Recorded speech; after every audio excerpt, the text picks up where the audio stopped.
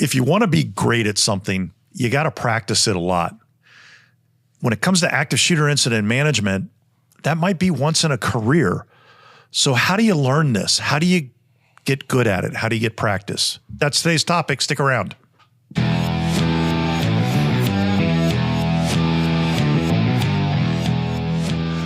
Welcome to the Active Shooter Incident Management Podcast. My name is Bill Godfrey, your podcast host. I'm here with three of my other instructors from the National Center for Integrated Emergency Response.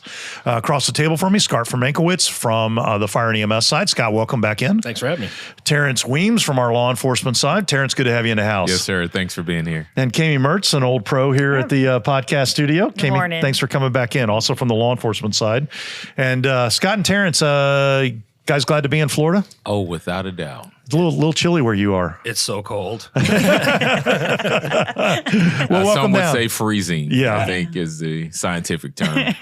So today's topic, we're going to talk about the opportunities to get good at active shooter incident management practices by practicing it in real life.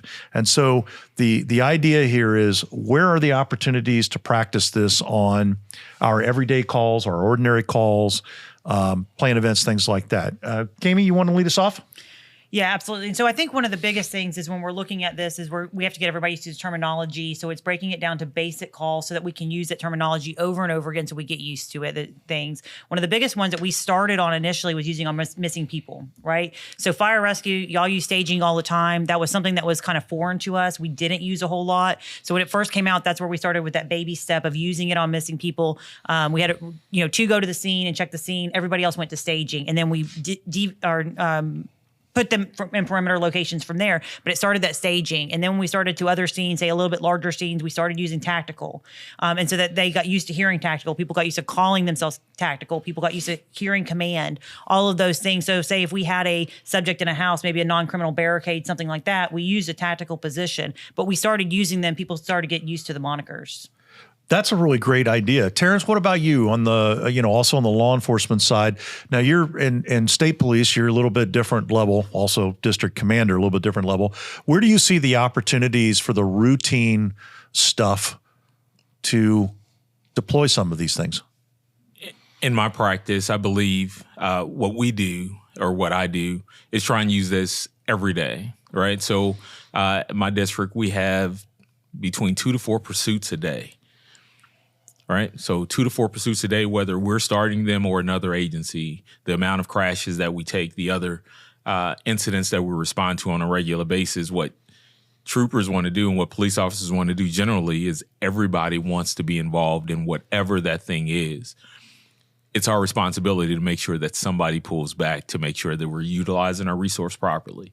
Right. So whether I'm using my budget or whether I'm using my people, is my responsibility to make sure that I'm using them properly and getting the most out of the assets that we have. And I believe that's how we do it on a daily basis. So instead of you having, let's say for a pursuit, caravanning is not allowed with the Indiana State Police. That's anything more than 5 vehicles, right? Whether they be 5 troopers, 5 county folk, and 1 trooper, that's too many, right? So we're making sure that we're utilizing them and able to pull our resources back as we need them to move them in other places. And that's one way that we do it there. Instead of having 6 people going to one scene, no, we only need, depending on the scene, this is how many people we need so we can effectively handle that situation. Scott, on the fire EMS side, where do you think some of the daily opportunities are to use some of these? So I think, even speaking for me back home, we've started using it on some of our acts of violence, so shootings, specifically with just 1 or 2. So not the true definition of an active shooter, but it would be one of those where our battalion chief is going to actively go and seek out somebody from law enforcement and they're going to co-locate. So I think just getting in the habit of that, they've started doing that a little bit. As far as other scenes, we'll have our chiefs that, again, will show up and they'll maybe start assuming some of those other roles. They might be, I'm going to notify a hospital, which would typically be a transport type of thing. However, it's at least getting them in the mindset of, okay, these are some of the critical tasks that we need to accomplish. So it's been a lot on everyday stuff. Yeah, and I think one of the huge missed opportunities on the EMS side is kind of what I'll call the loss of triage skills or mass casualty skills. Years and years ago, you might only have one medic for 3 or 4 ambulances. And so you were used to having to manage multiple patients.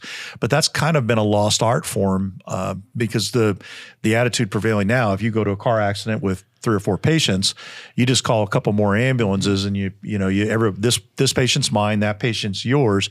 I think breaking that mentality is a missed opportunity to train yourself and your crews to rapidly assess multiple patients and to get past just, well, we use START or we use SALT or we use whatever. Okay, great. You've put them into red, yellows, and greens, and you've got 4 reds. Which one's going first? And that medical judgment piece is something I think gets lost on the EMS side. What about special events? So for special events, if you're thinking about things like most places have county fairs, things like that, right? Which are kind of medium-sized in our location or events, depending on your area. They can be very large. Football games, if you have a local football team, things like that. So Jacksonville, I know they're very big about Jaguar games. They started using RTFs and tactical locations and contact teams and things like that that are ready in stage. We use it for our fair, right? So we're a smaller community outside of Jacksonville, and so we use it for fairs, though. But we have all those things that are put into place, but everyone already knows what their assignment is, what their role is going ahead, right? And we've had multiple meetings and everybody's kind of aware of who the incident manager is and what would happen if a situation did break out. So we're preparing everybody to learn that, but in a safe ICS format, right? So we have the ability to kind of build it out for everyone to see. Yeah. Terrence, what do you think? What are the opportunities for what we otherwise might think of routine special events to roll some of this stuff out? Well, I'm from Northwest Indiana, but Indianapolis is what would they call it? It is the capital for sports almost in the country, whether it be football, basketball events. Obviously, the Big Ten is awesome in everything that we do. Wait a minute. You're saying Indiana has the best sports teams? Yes. He's like, yeah, that's actually what I said. Yeah. Okay, moving on. So, and I'm talking about collegiate sports, right? Because obviously the Bears rule. But we have every year the Big Ten championship is going to be there for the most part. Collegiate sports is going to be happening all the time, in addition to all of the other things that are going on around the state. So during the fall, you have football season. The Indiana State Police is participating at various, without naming those universities, various universities. So we do this not every Saturday during the fall, but just about every Saturday. There's a plan in place because of what we do. And then you take that to the Indianapolis 500. You take that to the Brickyard. You take that to a local high school game. So you're having an opportunity, whether it be on a Friday night, a Saturday, or a Sunday. We're doing this on a regular basis, and you get good at it. We moved to this a number of years ago. Before, you would get a sheet of paper. It would have your name on it and your location. And now you have the whole packet of everybody's responsibility, so you know where you fit in the bigger scheme of things. And I think sometimes that helps you to actually work it out, so to speak. Now, at the risk of opening a wound on the NIMS side, is it actually labeled as an incident action plan, or is that We do. We do. You do. Wow. We do. Look at that, Scott. That's Law amazing. enforcement incident action plan. We have Sheriff Cook, though, so. Well, that's We're true. cheating. That's true. So, been Scott, on taught. the fire EMS side, the pre-planned events where you're deploying, what are the opportunities there? I think it's a great opportunity for a couple of different things. One, obviously, we're trying to provide this care and be on the ready for anything that happens with citizens. So having, whether it be, you call it a QRF, so whether that be fire and EMS and law enforcement together, which is what we know as a rescue task force.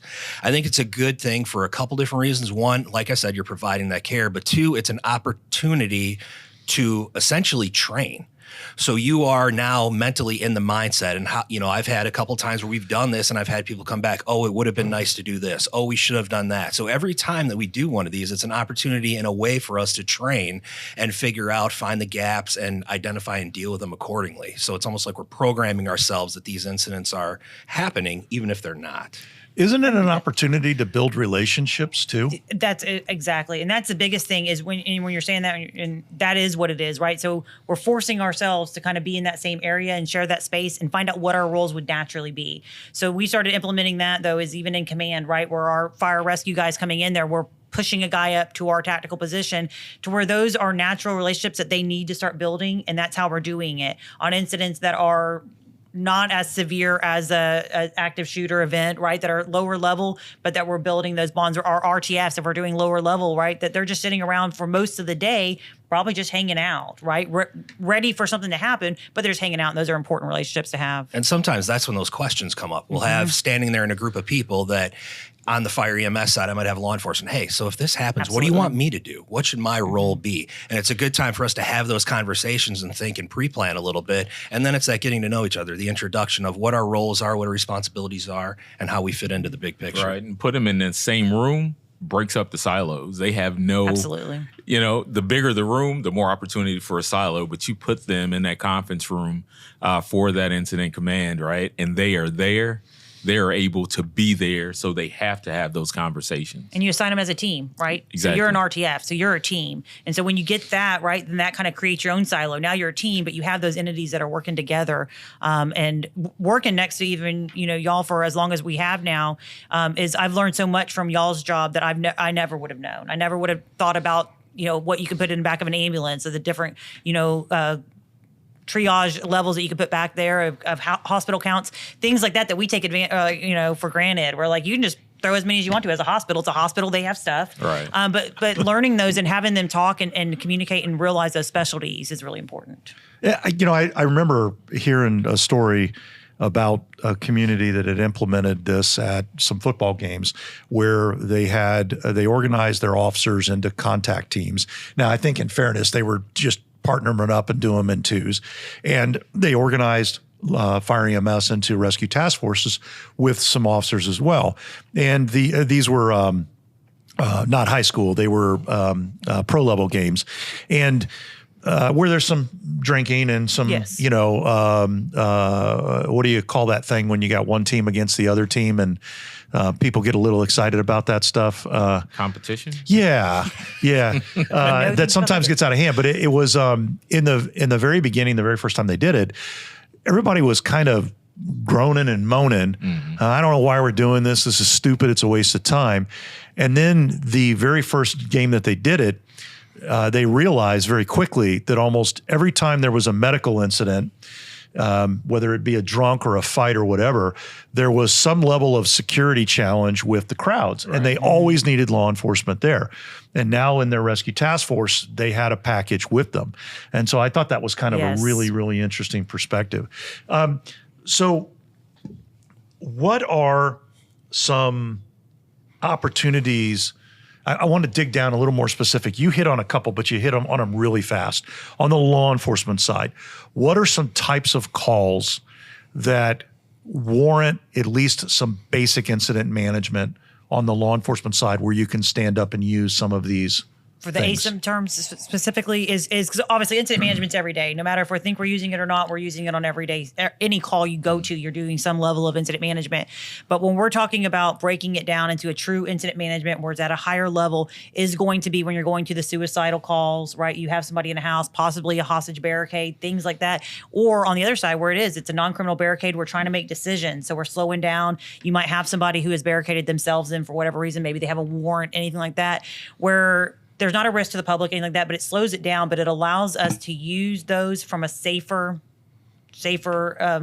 ability to be able to kind of break down and have a tactical position, have a command position, all of those things. And so we use them on a lot, like I said, basic level with no risk would be like a missing person, right? We're using a staging. Technically, we're kind of using a tactical, but honestly, we can kind of mold those, which is part of incident command, right? If you don't need additional, you make it work for you to where that we have somebody who's running the resources, who's managing the perimeter, managing the people who are at the scene and managing people at staging.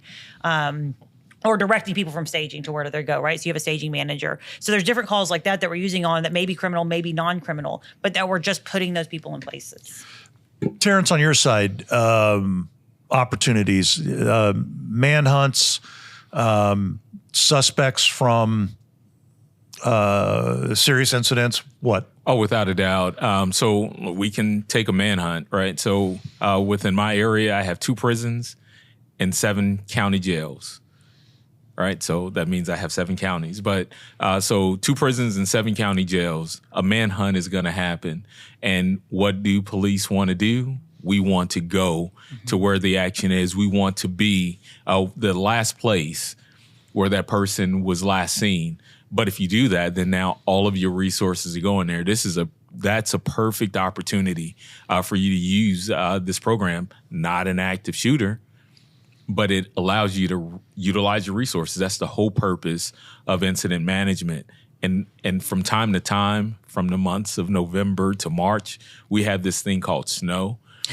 And with a snowstorm, that gives you an opportunity. It truly does, to put this in practice, because now you are now really forced to utilize your resources and to make sure that you are positioning your people and staging them if need be. And you have to work with other agencies. You have to work with the Department of Transportation. You have to work with each of the fire and EMS companies that are in your particular area. It forces you to do that. And then it gives us an opportunity even afterwards to have an after action to see what happens and how it went. Yeah. When you were talking about also with the getting on scene and everybody, all the deputies want to go to that main scene, right, where the last person was, I call that sticky glue, right? Mm-hmm. And so it's like a sticky glue on a scene is everybody wants to get there and then you can't get them to leave. Right. So once they get on your scene, it's almost impossible. You could tell somebody 10 times and be like, I need you to go do this, but they want to stay there. But if you put them at a staging location, it's almost like putting a bull behind a gate. They want to do something. They want to be somewhere. So they're more apt to go and listen to you and not overwhelm your scene, ruin your evidence, right? Because they're not showing up on and you don't get that sticky glue effect where you can't get them back off your scene. You put them at a staging, or while they're en route to staging, you start, putting them in perimeter locations. But they get the moniker of staging, they get the purpose of staging, and they get that training lesson of it, which is really important. And it allows you to be able to get in and out of that scene. You can manage those people. Yes. Wait a minute. You mean police cars won't be blocking the way that the ambulances need to go? Exactly. Right. Despite popular belief, police cars are not invisible. I don't know if anybody knows whose Vision is from Marvel, where you can just go through it. It don't work like that. No. And they always seem to be parked right in front of fire hydrants, don't they, Scott? Always. Yeah. Right in front of the house. We're really good about that. We have maps for that. Yeah. Scott, on the fire EMS side, most agencies respond to some number of shootings, fairly violent events, or in some cases stabbings. Is that a missed opportunity for us to deploy that every time? Even though it's a single shooter, it doesn't meet the definition of an active shooter, that kind of thing. Is it an opportunity to get in the habit of standing this stuff up? I think it absolutely is. I mean, right away off the mindset of initially what the call is, it's telling us right away there's an opportunity right there for us to use this. I think a lot of other times too, by doing this, it might identify pitfalls, because a lot of times it might not be, and I can speak for back home, it's not this local jurisdiction only. You have county resources that are coming in. You have other resources, which might be on different frequencies, different channels. Where are they going? Who are they talking to? So I think by implementing this strategy in I don't want to say routine, because there's nothing routine, but on an act of violence like that, I think it's definitely a missed opportunity. I think we should be doing it a lot more. And it can have some interesting results. One of our instructors recently was involved in the planning for a very, very large scale event. I don't want to say the name of the event, but it happens in the middle of the desert. They erect this big effigy of a person and then they light it on fire. But they got involved in helping the event organizers organize their security and medical response teams into zones. So because it's a fairly large event sprawling over, they set up various zones. They put in place the structure from the active shooter incident management checklist. So we've got the command, you've got your law enforcement branch, your medical branch, and then downstream of that, you had tactical triage, transport, and then your contact teams and your rescue task forces. But everybody had regular day-to-day jobs. The difference was they had an incident action plan stood up that said, okay, if something happens on your watch, you're going to be the tactical group supervisor and you're going to be the triage group supervisor. And if it happens in this zone, these resources go initially. Everyone else stays in their zones, and kind of pre-planning that. And thankfully, they did not have any horrible, they didn't have an active shooter event. They didn't have any horrible acts of violence. They did have quite a few medical calls, as you might imagine, and some encounters of violence. But the entire team that was part of that public safety response followed that, and it worked really well because they had the people there that they needed. They had the other people deployed where they were supposed to be, and still had good coverage and good results. And I just thought that was a really fascinating example of how to apply these things in a non-traditional way that can yield really effective results. Have you seen any of now you mentioned the fairs. What's the structure that you're typically setting up for your fairs? So we're setting at the incident command. So you'll have an incident command. What we'll do as a tactical position, which for this incident we would use as the person who's actually downrange, actually on the fairgrounds, right? And so that person's going to be our tactical position. Your contact teams are going to be the people who are actively working the fair, and your RTFs are going to be back with command, right? Because that's how we're going to do this for this. Because we don't have a staging location now. There is one set in place. So if an incident happened, they would like break a pre-designated. Yes. But our RTFs are actually going to remain with command unless an incident breaks off. They would then go to a staging location that's already been predetermined, and they would break off and go in there. But we don't want to get away from having those RTFs ready, but not necessarily a whole staging area set. So they're with the command, but everybody is listed on the structure. Everybody knows. So we have additional units who come in who are taking those positions so that we're not taking from, because normal calls are going to happen, right? So it's an additional event to us, but it's already pre-planned in case something goes sideways. Yeah. Scott, both Terrence and Kami were talking a little earlier about having these organized incident action plans, which were really amazing. There's still quite a number of law enforcement agencies that may be interested in doing some of this stuff, but maybe haven't done it before. What do you think? Most fire departments going to be willing to help and maybe take on the organizing of an IAP and showing them the ropes? I think they should be. I think it's a great opportunity to, work with our local partners and get IAPs established. And, I was thinking about it as we were talking about it. Sometimes we'll see for these pre-planned events that IAPs get sent out. And I know, is it one of those that it comes to your email, you look at it, it'll never happen. And then you just kind of discredit it, not knowing that your role on that day, you're named in that IAP. You have a specific role. So are we actually reading these when they come out and not discrediting them? Because it's a good opportunity for us to get in the mindset of when this happens, what am I going to do? And like Kami said, having a staging area that's designed in there, it's written, but do you know it's there? Or are we just going to revert back to what we've always done? And now we're creating a further problem. So I think it's a huge opportunity for us. I think that's really right on point. And I think the place to leave this is just to say, hey, if you've never done any of these things that we're talking about, that doesn't mean you can't do them tomorrow. It doesn't mean you can't try them tomorrow. Now, you may need to have a conversation about it. You may need to, invite your local officers over for dinner at the fire station, or the officers swing by and talk about an event that, a parade that's coming up or something like that. But I think there's always an opportunity to do better. So thank you very much for coming in and talking about this topic. Terrence, this was one that came up out of something you mentioned on our previous podcast. How do we implement this stuff on a day-to-day basis? So I think that's really good stuff. And for those of you that are listening and watching, if you've got some specific questions or challenges unique to you that you'd like to talk over, feel free to give us a call or shoot us an email. We're always happy to try to help out. You can reach us at info@c3pathways.com or call us here at the office. Thank you to our producer, Carla Torres. And until next time, stay safe.